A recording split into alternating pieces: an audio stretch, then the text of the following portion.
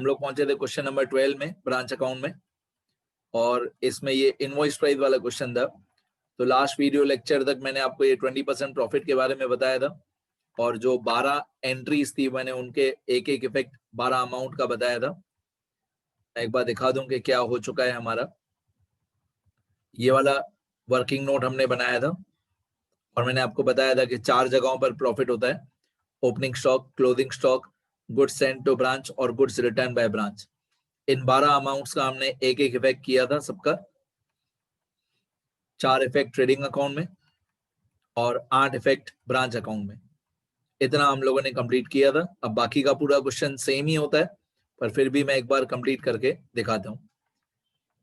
यहां से स्टॉक हो गया हमारा, स्टॉक ये 9000 और 7200 हो गया। अब डेटर्स 12000 और 13500। डेटर्स का ओपनिंग बैलेंस 12000 और क्लोजिंग बैलेंस 13500।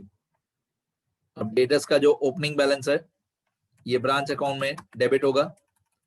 डेटर्स का ओपनिंग बैलेंस ये ब्रांच अकाउंट में डेबिट होगा 12000। इस 12000 का दूसरा इफेक्ट होगा डेटर्स अकाउंट में डेबिट साइड। ये जो ब्रांच डेटर्स हैं, ब्रांच डेटर्स में डेबिट साइड 12000 क्या लिखेंगे? To balance brought down. To balance brought down 12000। एक ब्रांच अकाउंट में डेबिट और एक डेटर्स अकाउंट में डेबिट। जो सेट 1 में डेबिट होगा वो सेट 2 में भी डेबिट होगा। आगे उसके बाद डेटर्स का क्लोजिंग बैलेंस दिया हुआ है, ये 13500 डेटर्स का क्लोजिंग बैलेंस। तो एक इफेक्ट होगा ब्रांच अकाउंट में क्रेडिट साइड 13500 डेटर्स। एक होगा ब्रांच अकाउंट में क्रेडिट साइड डेटर्स का क्लोजिंग बैलेंस। दूसरा डेटर्स अकाउंट में क्रेडिट साइड, डेटर्स अकाउंट में credit side 13500 by balance carried forward, by balance carried forward. तो ये जो 12000 ओपनिंग है इसके दो इफेक्ट, एक ब्रांच अकाउंट में डेबिट, एक डेटर्स अकाउंट में डेबिट। ये जो क्लोजिंग बैलेंस है 13500, इसके दो इफेक्ट, एक ब्रांच अकाउंट में क्रेडिट और एक डेटर्स अकाउंट में क्रेडिट। आगे इसके बाद आपको क्वेश्चन में दिया हुआ है पेटी कैश। तो पेटी कैश का ओपनिंग बैलेंस है 120 और क्लोजिंग बैलेंस है क्वेश्चन मार्क। मैं एक एरो लगा देता हूं। पेटी कैश का ओपनिंग बैलेंस है 120 और क्लोजिंग बैलेंस है क्वेश्चन मार्क। 120 और क्वेश्चन मार्क। अब पेटी कैश का जो ओपनिंग बैलेंस है 120, इसका एक इफेक्ट होगा ब्रांच अकाउंट में डेबिट साइड, ओपनिंग पेटी कैश बैलेंस। ओपनिंग पेटी कैश बैलेंस 120, एक ब्रांच अकाउंट में डेबिट और एक पेटी कैश के अकाउंट में डेबिट। पेटी कैश अकाउंट में डेबिट 120, इसको बोलेंगे टू बैलेंस ब्रॉट डाउन 120। अब इसी तरीके से पेटी कैश का क्लोजिंग बैलेंस, तो पेटी कैश का जो क्लोजिंग बैलेंस है वो ब्रांच अकाउंट में होगा क्रेडिट। अमाउंट नहीं मालूम है हमको, क्लोजिंग पेटी कैश बैलेंस, इसकी अमाउंट नहीं मालूम है, अमाउंट बाद में आएगी। एक होगा ब्रांच अकाउंट में क्रेडिट और एक होगा पेटी कैश अकाउंट में क्रेडिट। पेटी कैश अकाउंट में क्रेडिट, इसका क्लोजिंग बैलेंस, पेटी कैश का closing balance by balance carried forward. ठीक है, एक ब्रांच अकाउंट में क्रेडिट और एक पेटी कैश अकाउंट में क्रेडिट। आगे इसके बाद क्वेश्चन में दिया हुआ है फर्नीचर। फर्नीचर का ओपनिंग बैलेंस 14000। फर्नीचर का ओपनिंग बैलेंस 14000, क्लोजिंग बैलेंस नहीं दिया हुआ है। अब फर्नीचर का ओपनिंग बैलेंस 14000, ये ब्रांच अकाउंट में डेबिट होगा 14000 फर्नीचर। इसका दूसरा इफेक्ट फिलहाल नहीं होगा। 14000 का दूसरा इफेक्ट इसका होता ही नहीं है। ब्रांच अकाउंट में फर्नीचर का ओपनिंग बैलेंस डेबिट होता है और फर्नीचर का जो क्लोजिंग बैलेंस है वो क्रेडिट होता है। यहाँ पे फर्नीचर का क्लोजिंग बैलेंस आएगा। यहाँ पे फर्नीचर का क्लोजिंग बैलेंस आएगा। फर्नीचर का क्लोजिंग बैलेंस कितना है वो फिलहाल मुझे मालूम नहीं है। तो ब्रांच अकाउंट में आता है ओपनिंग और क्लोजिंग। ओपनिंग बैलेंस डेबिट होता है, क्लोजिंग बैलेंस क्रेडिट होता है। और depreciation on furniture profit and loss account में डेबिट होता है। ये प्रॉफिट एंड लॉस अकाउंट है, इसमें डेबिट साइड पे आएगा। तो डेप्रिसिएशन ऑन फर्नीचर अमाउंट इसकी फिलहाल मेरे को मालूम नहीं है। फिलहाल इसकी अमाउंट मेरे को नहीं मालूम है, तो मैंने डेप्रिसिएशन ऑन फर्नीचर लिख दिया। अमाउंट में मैं क्वेश्चन मार्क कर देता हूँ। ठीक है, तो ब्रांच अकाउंट में आता है फर्नीचर का ओपनिंग और क्लोजिंग, तो डेप्रिसिएशन नहीं आता है। और प्रॉफिट एंड लॉस अकाउंट में आता है डेप्रिसिएशन, तो ओपनिंग और क्लोजिंग नहीं आता है। अब मैं फर्नीचर की सारी पॉइंट्स एक साथ सॉल्व कर लेता हूँ। क्वेश्चन में ये फर्नीचर का ओपनिंग बैलेंस दिया हुआ था 14,000। अब और फर्नीचर के बारे में क्या दिया हुआ है, यहाँ पे मैं ऊपर से लेकर चेक कर लेता हूँ फर्नीचर कहीं पे है कि नहीं। सीधा लास्ट लाइन में है प्रोवाइड 10% डेप्रिसिएशन ऑन फर्नीचर, और बीच में कहीं पे भी फर्नीचर नहीं है। बीच में कोई भी लाइन में फर्नीचर नहीं है, डायरेक्ट लास्ट लाइन में है 10% डेप्रिसिएशन ऑन फर्नीचर।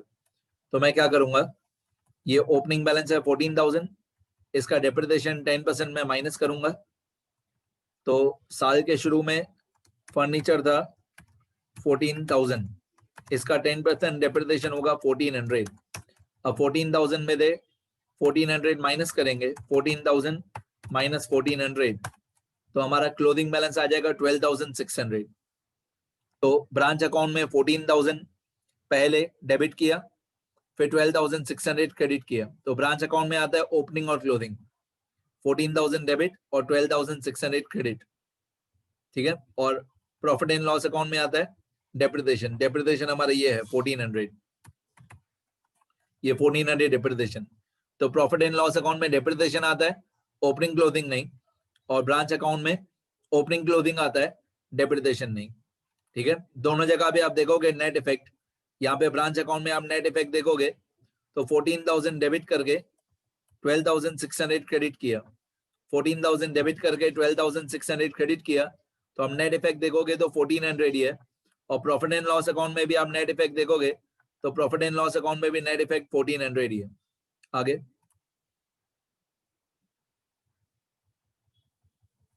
आगे फिर ये फर्नीचर हो गया, गुड्स सेंड हमारा पहले से ही हो गया है, गुड्स रिटर्न भी हो गया है।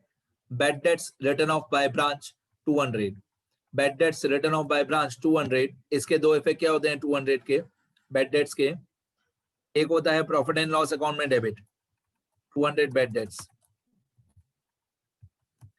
टू बैड डेट्स, एक होता है प्रॉफिट एंड लॉस अकाउंट में डेबिट, और दूसरा इफेक्ट होता है डेटर्स अकाउंट में क्रेडिट। तो ये डेटर्स अकाउंट है हमारा, डेटर्स अकाउंट में क्रेडिट साइड पे 200 बाय बैड डेट्स। तो प्रॉफिट एंड लॉस में डेबिट होता है और डेटर्स में क्रेडिट होता है। दोनों इफेक्ट सेट 2 में है। अगर दोनों इफेक्ट सेट 2 में है तो एक डेबिट होगा एक क्रेडिट होगा। तो पीएनएल में हुआ डेबिट और डेटर्स में हुआ क्रेडिट। आगे बैड डेट्स के बाद आपको क्वेश्चन में दिया हुआ है कैश सेल्स। बैड डेट्स के बाद क्वेश्चन में दिया हुआ है कैश सेल। ध्यान दो कैश सेल में, ये कैश सेल की अमाउंट है 2,000, ये कैश सेल की अमाउंट 2,000। ठीक है, अब इसके दो जगह पे फॉर्मेट बनाना पड़ेगा, सुनना ध्यान से। कैश सेल जो 2,000 है, एक ट्रेडिंग अकाउंट में इसका फॉर्मेट बनेगा। यहाँ पे ट्रेडिंग अकाउंट में सबसे पहले आता है बाय सेल्स, उसके नीचे आता है कैश सेल्स जो 2,000 दिया हुआ है, उसके बाद आता है क्रेडिट सेल। क्रेडिट सेल की अमाउंट अभी फाइंड करना बाकी है। इसके बाद आता है टोटल सेल, पहले कैश सेल फिर क्रेडिट सेल फिर टोटल सेल, फिर आता है लेस सेल्स रिटर्न, इसके बाद आता है लेस सेल्स रिटर्न की भी अमाउंट बाकी है। फिर लास्ट में जितना आंसर आए, पहले कैश सेल और क्रेडिट सेल दोनों को प्लस करते हैं तो यहाँ पे टोटल सेल आता है। टोटल सेल्स में से सेल्स रिटर्न माइनस करते हैं तो आउटर कॉलम में जो अमाउंट आती है उसको बोलते हैं नेट सेल्स। आउटर कॉलम वाली अमाउंट को बोलते हैं नेट सेल्स। तो ये सेल्स का फॉर्मेट है। ये 2-3 चैप्टर्स में यही सेम फॉर्मेट आपको काम आएगा। Cash sale plus credit sale equal to total sale, total sale minus sales return equal to net sale. ये फॉर्मेट याद करो। दूसरा, ये कैश सेल जो है 2000, इस कैश सेल 2000 का दूसरा इफेक्ट होगा ब्रांच अकाउंट में क्रेडिट साइड। ये ब्रांच अकाउंट है, ब्रांच अकाउंट में यहाँ पे क्रेडिट साइड पे आएगा।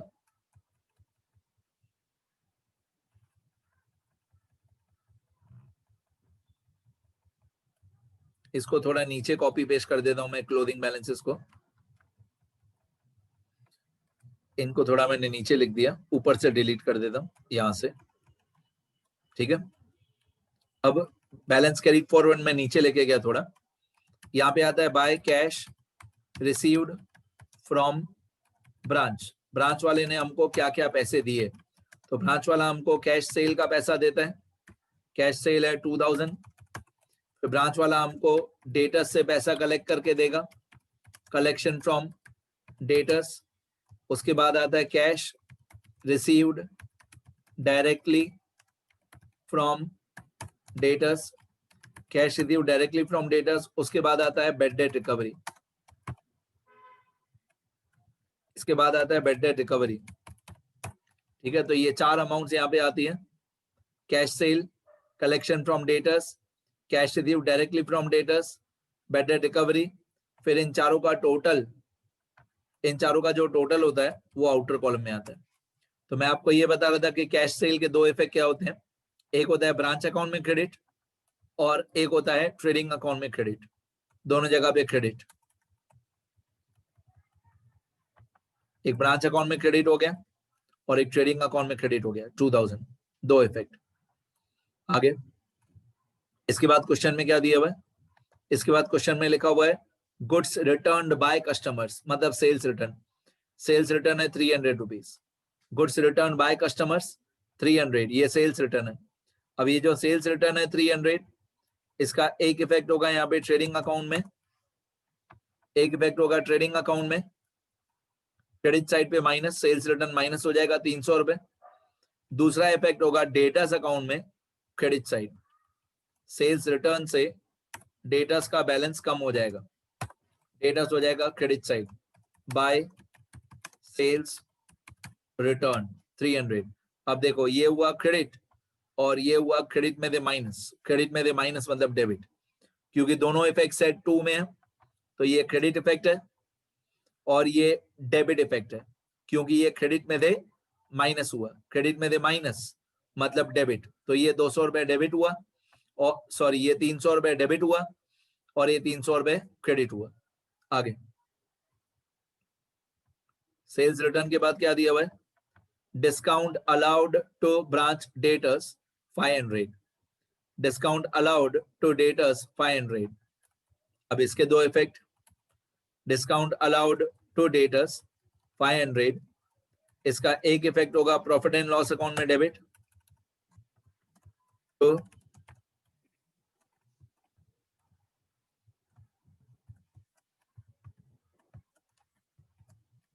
तो डिस्काउंट अलाउड, एक होगा पीएनएल में डेबिट 200 500 सॉरी, डिस्काउंट अलाउड 500, एक होगा पीएनएल में डेबिट और एक होगा डेटर्स अकाउंट में क्रेडिट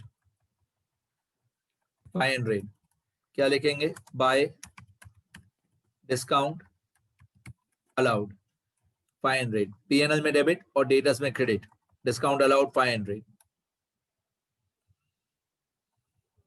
आगे इसके बाद लिखा हुआ है टोटल सेल्स 45,500, ये टोटल सेल लिखा हुआ है और यहाँ पे लिखा है 45,500। अब ये जो टोटल सेल है 45,500, इसको हम लोग ट्रेडिंग अकाउंट में लिखेंगे टोटल सेल्स के सामने 45,500। अब सीखने जैसी बात क्या होती है कि ये जो 45,500 है टोटल सेल, ये जो टोटल सेल है 45,500, इसके 2 इफेक्ट नहीं होते, ये जस्ट टोटल है, ये 45,500 जस्ट टोटल है, इसका कोई भी दूसरा इफेक्ट नहीं होगा, एक्चुअली एक भी इफेक्ट नहीं हुआ, ये जस्ट टोटल है। तो 45,500 में दे ये 2,000 कैश सेल माइनस कर देंगे तो बाकी क्रेडिट सेल आ जाएगा, इक्वल टू 45,500 माइनस 2,000, तो क्रेडिट सेल आ जाएगा हमारा 43,500। ये हमारा क्रेडिट सेल आ जाएगा 43,500। अब ये जो क्रेडिट सेल आया हमारा 43,500, इसका दूसरा इफेक्ट होगा 43,500 का। इसका दूसरा इफेक्ट होगा डेटर्स अकाउंट में डेबिट साइड, क्योंकि डेटर्स को हम लोग गुड्स सेल करेंगे ऑन क्रेडिट, डेटर्स को हम लोग उधार पे गुड्स बेचेंगे, तो डेटर्स का बैलेंस बढ़ जाएगा। तो मैं यहाँ पे लिखूंगा टू क्रेडिट सेल्स 43,500। तो एक हो गया ट्रेडिंग अकाउंट में क्रेडिट, एक हो गया ट्रेडिंग अकाउंट में क्रेडिट, और एक हो गया डेटर्स अकाउंट में डेबिट। ट्रेडिंग में क्रेडिट और डेटर्स में डेबिट 43,500। आगे इसके बाद आप लोगों को दिया हुआ है पेटी कैश एक्सपेंसेस 280। मैं लाइन ड्रॉ कर देता हूं। ये पेटी कैश एक्सपेंसेस 280। अब ये जो पेटी कैश एक्सपेंसेस है 280, ये 280 rupees profit and loss account में डेबिट होगा। पेटी एक्सपेंसेस बोलते हैं इसको। ये पीएनएल में डेबिट होगा। पेटी एक्सपेंसेस 280 क्या लिखेंगे? टू पेटी एक्सपेंसेस 280। यहाँ पे पीएनएल में होगा डेबिट, पीएनएल में होगा डेबिट, और पेटी कैश अकाउंट में होगा क्रेडिट 280, क्योंकि ब्रांच वाले का इतना पेटी कैश खत्म हो जाएगा, चला जाएगा। तो बाय 80 एक्सपेंसेस, पीएनएल में डेबिट और पेटी कैश का बैलेंस कम हो जाएगा, तो पेटी कैश अकाउंट में हो जाएगा क्रेडिट 280। आगे इसके बाद remittance to branch for petty cash 360 rupees. Remittance, remit करना मतलब पैसे पे करना, रेमिट करना मतलब पैसे पे करना। तो रेमिटेंस टू ब्रांच मतलब ब्रांच वाले को पैसा दिया, फॉर पेटी एक्सपेंसेस 360 मतलब हेड ऑफिस वाले ने ब्रांच वाले को 360 रुपीज कैश पे किया फॉर पेटी एक्सपेंसेस 360 रुपीज। तो हेड ऑफिस वाला बोलेगा branch is the receiver, debit the receiver to petty cash sent to branch 360 to petty cash sent to branch 360। तो हेड ऑफिस वाला बोलेगा branch is the receiver, debit the receiver मतलब branch account में debit side पे 360। Head office वाला बोलेगा कि 360 rupees branch को पैसा भेजा, तो ब्रांच इज द रिसीवर। अब ब्रांच वाला क्या बोलेगा? ब्रांच वाला बोलेगा कि 360 रुपीज पेटी कैश आया, मिला, कहां से मिला? हेड ऑफिस से मिला। तो ब्रांच वाला ऐसा बोलेगा to petty cash received from HO मतलब हेड ऑफिस 360। तो ब्रांच वाला ऐसा बोलेगा कि 360 रुपीज पेटी कैश का बैलेंस बढ़ गया, तो ब्रांच अकाउंट में भी डेबिट और पेटी कैश अकाउंट में भी डेबिट 360 रुपीज। आगे और क्वेश्चन में क्या दिया हुआ है? और क्वेश्चन में लिखा हुआ है branch expenses paid by head office, मतलब ये सारे ब्रांच के खर्चे हैं जो हेड ऑफिस ने पे किए। Rent and tax, salary, bonus to staff, octroi, ये चार अमाउंट दी हुई है और ये चारों का टोटल दिया हुआ है 4700। तो एक एक करके मैं धीरे धीरे लिखना शुरू करता हूं। इतना पैसा हेड ऑफिस वाले ने ब्रांच को भेजा, तो हेड ऑफिस वाला क्या बोलेगा? हेड ऑफिस वाला बोलेगा to cash sent to branch. तो कैश सेंट टू ब्रांच, उसमें rent and tax, salary, bonus to staff या बोनस सिर्फ, और ऑक्ट्रॉय, ये चार नाम दिए हुए। Rent and tax, salary, bonus, octroi. इतना पैसा हेड ऑफिस वाला बोलेगा कि मैंने इतना पैसा भेजा ब्रांच को, तो branch is the receiver, debit the receiver. तो रेंट एंड टैक्स की अमाउंट है 1600, सैलरी 2000, बोनस 600, ऑक्ट्रॉय 500। तो 1600, 2000, 600, 500।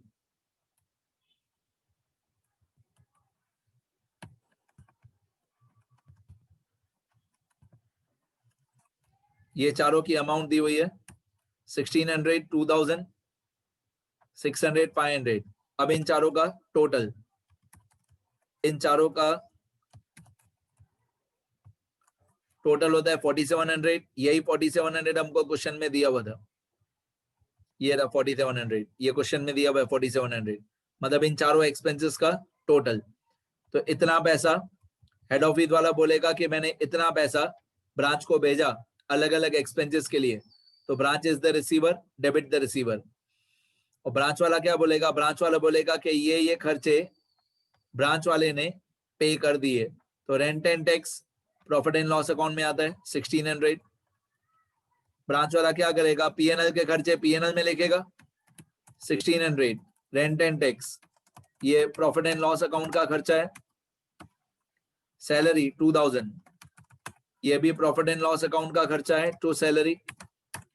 बोनस 600, बोनस भी प्रॉफिट एंड लॉस अकाउंट का खर्चा है टू बोनस। और 500 ऑक्ट्रॉय, ऑक्ट्रॉय जो है वो ट्रेडिंग अकाउंट का खर्चा है, तो ब्रांच वाला इसको 500 को ट्रेडिंग अकाउंट में डेबिट करेगा। ब्रांच वाला क्या करेगा, इस 500 को ऑक्ट्रॉय के खर्चे को ट्रेडिंग अकाउंट में ही डेबिट करेगा टू ऑक्ट्रॉय 500। मतलब 3 खर्चे पीएनएल के हैं, वो पीएनएल में डेबिट होंगे, एक खर्चा ट्रेडिंग का है वो ट्रेडिंग में डेबिट होगा। ठीक है, हो गया। अब इसके बाद लास्ट लाइन में लिखा है provide 10% depreciation on furniture, provide 10% depreciation on furniture, ये हमारा कंप्लीट हो चुका है। अभी हम बैलेंसिंग करेंगे हर क्वेश्चन की तरह, उल्टा बैलेंसिंग स्टार्ट होगा। पहले पेटी कैश अकाउंट टैली होगा, पहले पेटी कैश अकाउंट टैली होगा। इसमें क्रेडिट का टोटल है, एक ही अमाउंट है 280, तो क्रेडिट का टोटल 280 आएगा। इसके बाद डेबिट का टोटल करेंगे, तो डेबिट का टोटल है 480। अब 480 में से 280 माइनस कर देंगे, डेबिट का टोटल है 480, क्रेडिट का टोटल है 280, तो 480 माइनस 280 तो डिफरेंस आएगा 200। ये 200 पेटी कैश का क्लोजिंग बैलेंस है। अब जो पेटी कैश का क्लोजिंग बैलेंस 200 हमने फाइंड आउट किया, इसका दूसरा इफेक्ट होगा ब्रांच अकाउंट में क्रेडिट साइड 200। ये ब्रांच अकाउंट है हमारा, ब्रांच अकाउंट में क्रेडिट साइड, ये ब्रांच अकाउंट में क्रेडिट साइड पेटी कैश का क्लोजिंग बैलेंस 200, ये क्लोजिंग पेटी कैश बैलेंस 200। ये हमने फाइंड आउट कहां से किया, ये पेटी कैश अकाउंट में से फाइंड आउट किया और लिखा कहां पे, ब्रांच अकाउंट में। तो एक हुआ पेटी कैश अकाउंट में क्रेडिट और एक हुआ ब्रांच अकाउंट में क्रेडिट 200। आगे ये हमारा पेटी कैश अकाउंट टैली हो गया। मैं इसमें नंबर लिख देता हूं 1, मतलब सबसे पहले अकाउंट ये टैली करना है हमेशा। इसके बाद डेटर्स अकाउंट, सेकंड नंबर हमेशा डेटर्स अकाउंट टैली करना है। अब डेटर्स अकाउंट का टोटल करते हैं, पहले क्रेडिट का टोटल करते हैं। तो क्रेडिट का टोटल है डेटर्स का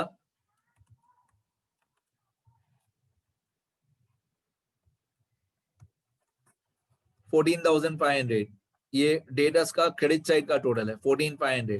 अब डेबिट का टोटल, डेबिट का टोटल है 55,500। अब जो इन दोनों का डिफरेंस होगा 55,500 माइनस 14,500, इन दोनों का जो डिफरेंस होगा वो क्या होगा, देखो ओपनिंग बैलेंस दिया हुआ है, क्लोजिंग बैलेंस दिया हुआ है, क्रेडिट सेल भी दिया हुआ है, बाकी एक चौथी चीज नहीं दी हुई है, क्या, cash received from debtors, collection from debtors. तो इन दोनों का जो डिफरेंस होगा 55,500 माइनस 14,500, इन दोनों का जो डिफरेंस होगा इक्वल टू 55,500 माइनस 14,500। 55,500 माइनस 14,500, इन दोनों का डिफरेंस होगा 41,000। ये 41,000 होगा बाय कलेक्शन फ्रॉम डेटर्स या cash received from debtors, collection from debtors या कैश रिसीव्ड फ्रॉम डेटर्स 41,000। इसका दूसरा इफेक्ट होगा ब्रांच अकाउंट में क्रेडिट साइड, तो ब्रांच अकाउंट में जाएंगे, ये ब्रांच अकाउंट है, इसमें क्रेडिट साइड पे कलेक्शन फ्रॉम डेटर्स लिखा हुआ है, ये 41,500 यहाँ पे आएगा collection from debtors. Cash received directly from debtors नहीं दिया हुआ था तो मैं 0 कर देता हूँ, बेटर रिकवरी नहीं दिया हुआ था तो इसको भी मैं 0 कर देता हूँ, और इन चारों का टोटल आउटर कॉलम में लिख देता हूं मैं। तो इन चारों का टोटल है 43,500। Cash receive directly from debtors नहीं दिया हुआ था, बेटर रिकवरी भी नहीं दिया हुआ था। अगर cash receive directly from debtors दिया हुआ हो तो ये डेटर्स अकाउंट में ही क्रेडिट होता है, और बेटर रिकवरी दिया हुआ हो तो इसका दूसरा इफेक्ट होता है प्रॉफिट एंड लॉस अकाउंट में क्रेडिट साइड, बेटर रिकवरी। अगर दिया हुआ हो तो दूसरा इफेक्ट होता है प्रॉफिट एंड लॉस अकाउंट में क्रेडिट साइड। डन यहां तक? तो पहला नंबर अकाउंट टैली हो गया पेटी cash, second number account tally हो गया डेटर्स, थर्ड नंबर अकाउंट हम टैली करेंगे ट्रेडिंग अकाउंट। अब ट्रेडिंग अकाउंट में सेल्स का आउटर कॉलम लिखना बाकी है, ये होगा 45,500 माइनस 300, तो नेट सेल्स आया हमारा 45,200, इसको नेट सेल्स बोलते हैं 45,200। अब ट्रेडिंग अकाउंट का टोटल करेंगे पहले क्रेडिट साइड, तो ट्रेडिंग अकाउंट का क्रेडिट साइड का टोटल है 51,200, ये ट्रेडिंग अकाउंट का क्रेडिट का टोटल 51,200। अब इस 51,200 में से डेबिट का टोटल आ रहा है 30,250, क्रेडिट का टोटल है 51,200, डेबिट का टोटल है 30,250। अब डिफरेंस 51,200 माइनस 30,250, तो डिफरेंस आएगा 20,950। दोनों साइड का टोटल आपको सेम ही लिखना है, आपको दोनों साइड का टोटल सेम ही लिखना है, और जो डिफरेंस है वो छोटी साइड पे लिखना है टोटल के ऊपर। ये डिफरेंस आया 20,950, इसको हम लोग बोलेंगे to gross profit question mark 20,950। अब यहाँ पे हुआ डेबिट तो पीएनएल में होगा क्रेडिट 20,950। ये जो ग्रॉस प्रॉफिट आया हमारा 20,950 ये वाला, इसको प्रॉफिट एंड लॉस अकाउंट में क्रेडिट कर दिया, इसको बोलेंगे बाय ग्रॉस प्रॉफिट 20,950। अब पीएनएल का टोटल करेंगे, तो पीएनएल का टोटल पहले क्रेडिट साइड, तो 20,950 एक ही अमाउंट है क्रेडिट साइड पे 20,950। अब इस 20,950 में से डेबिट का टोटल देखते हैं कितना आता है, तो डेबिट का टोटल है 6,580। अब डिफरेंस देखते हैं कितना है। आपको बेटा ये 6,580 कहीं पे लिखना नहीं है, छोटा टोटल कहीं पे भी लिखते नहीं है। डिफरेंस 20,950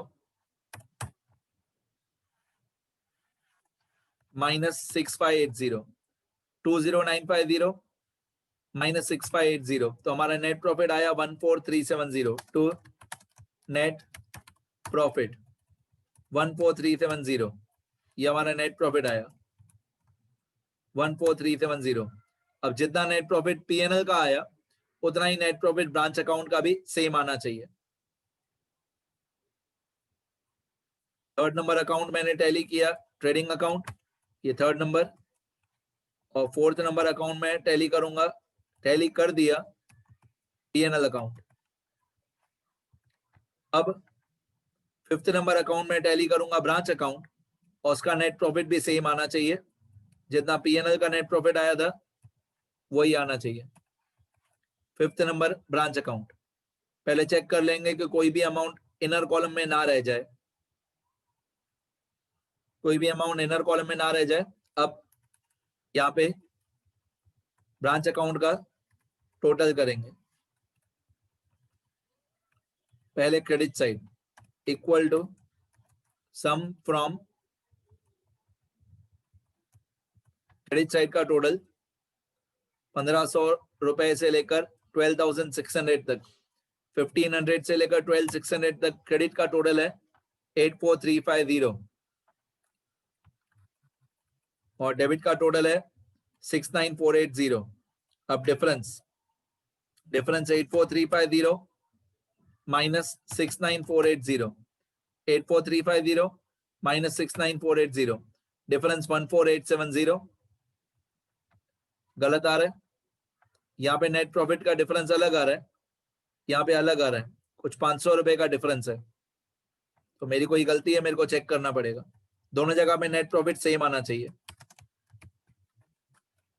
दोनों जगह पे नेट प्रॉफिट सेम आना चाहिए। यहाँ पे 14,870 आ रहा है और यहाँ पे 14,370 आ रहा है, तो मेरी कोई ना कोई गलती है, मेरे को चेक करना पड़ेगा। बेटा मेरी मिस्टेक मेरे को पता चल गई, मैंने क्या मिस्टेक की है। ये जो डेटस अकाउंट में थे, cash receive from debtors 41,000 find out हुआ, 41,000 फाइंड आउट हुआ कैश रिसीव फ्रॉम डेटस। इस 41,000 का जब मैंने दूसरा इफेक्ट किया तो मैंने भूल से यहाँ पे ब्रांच अकाउंट में मैंने अमाउंट लिख दी 41,500, जो कि होना चाहिए था 41,000। डेटस में से जो डिफरेंस फाइंड आउट हुआ वो 41,000 था और मैंने भूल से यहाँ पे 41,500 लिखा था। ठीक है, गलती मिल गई। टोटल ये चेंज हो जाएगा, ये टोटल हो गया 43,000। अब क्रेडिट का टोटल भी चेंज हो जाएगा 83,850। हाँ, अब क्रेडिट का टोटल है 83,850 और डेबिट का टोटल है 69,480। अब नेट प्रॉफिट मैच हो जाएगा। जो 500 रुपए की गलती थी मैंने बता दिया, मेरी गलती थी टाइपिंग में। डेटस का डिफरेंस 41,000 था और मैंने ब्रांच अकाउंट में भूल से यहाँ पे 41,500 लिखा था। दोनों जगह पे 41,000 होना चाहिए। अब ये टोटल सही है 83,850। इसमें से डेबिट वाला टोटल माइनस कर देंगे 69,480। डेबिट वाला 69,480 माइनस कर देंगे तो डिफरेंस 14,370, 14,370। अब सही आ गया, नेट प्रॉफिट दोनों जगह पे सेम आ गया। अब एक बार स्क्रॉल कर देता हूं, तो जो लोग रिकॉर्डेड लेक्चर देखेंगे, ये क्वेश्चन है, अगर आपको क्वेश्चन लिखना हो तो।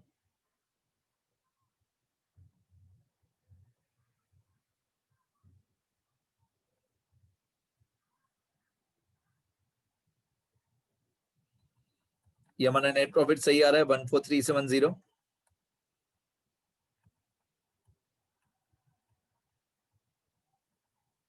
ये ब्रांच अकाउंट लिखना शुरू करो। हर 2 सेकंड में वीडियो पॉज कर देना।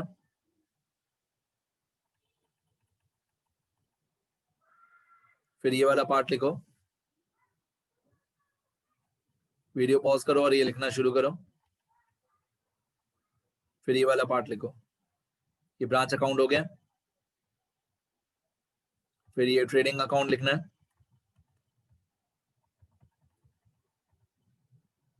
ये ट्रेडिंग अकाउंट लिखो।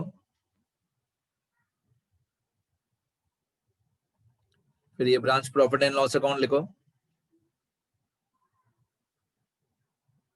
एग्जाम में पक्का यही वाला मेथड आता है, इनवॉइस प्राइस वाला। यही क्वेश्चन समझ लो, यही क्वेश्चन आएगा अमाउंट चेंज करके। इसके बाद ये ब्रांच डेटस अकाउंट लिखो।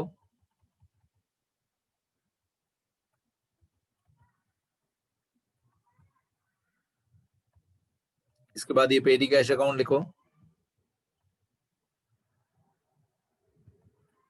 और ये वर्किंग नोट्स बहुत इंपॉर्टेंट, इतना लिखो पहले।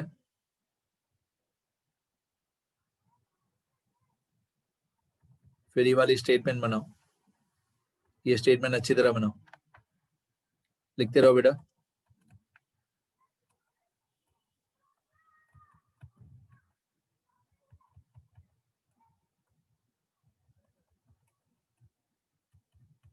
लिखते रहो।